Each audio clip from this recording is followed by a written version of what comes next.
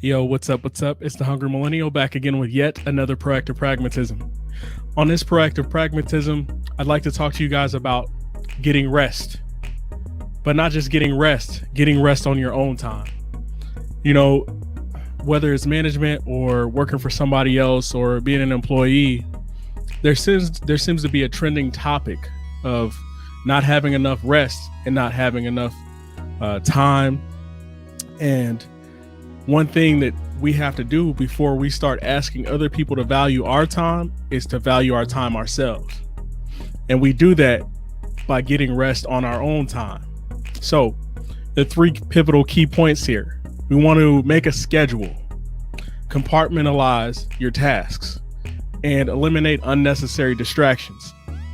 So when it comes to making a schedule, a lieutenant colonel once told me that the shortest pencil outlasts the longest memory. Write it down. Start writing down your goals. Start writing down the things that are bothering you. Start journaling. That's very important. I often, to keep me on track, because I do fall off track just like everybody else, I write down a list and I go and I take down the tasks that I need to do that day, and I write down 1, 2, 3. Ooh, that ain't so important. That might be number 4. That might be number 5. But once we start making a schedule, that's going to help create more time for rest.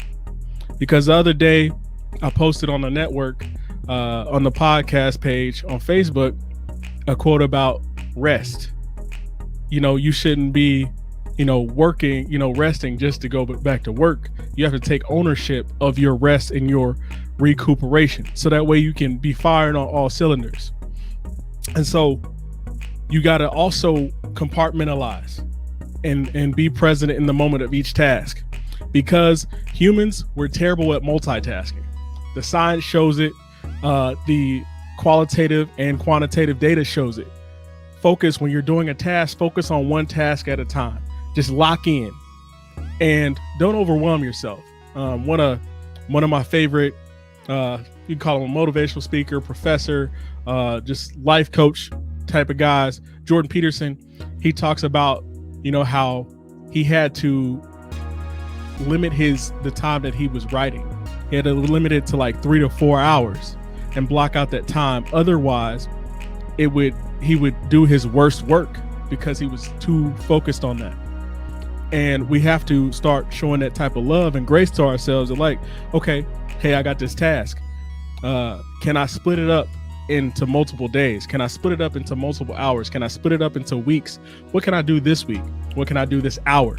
And once we lock in and focus, and you'll feel a sense of accomplishment, and that sense of accomplishment will snowball, and then you'll start to attack the other things that are bothering you, that have got you depressed, that have got you locked into anxiety. It's all about taking ownership. Again, compartmentalize one day at a time. And third, we want to eliminate unnecessary distractions. I know this might sound crass to some people, but you're going to want to schedule the things that you have to do. Schedule time with the kids. Have it scheduled. Schedule time with the girlfriend, boyfriend, spouse, friends of that nature. So that way, when you guys are locked in, you're in the moment. And sometimes it's like, hey, we put our cell phones on the table so we can thoroughly enjoy each other in this time, because I got to get rest so I can go to work and perform and level up, or put enough work to where you save your money and you can walk away from that job and go do what you actually want. Because the problem isn't that people are inherently miserable with tasks. The biggest problem is they're not passionate about what they do. And when you're not passionate about what you do, you're going to give half effort. You're going to just completely say, forget this. I don't like this. I'm just here to make money. But the problem is as humans, we don't want to continue to do things just to make money, because this whole thing is about time, right?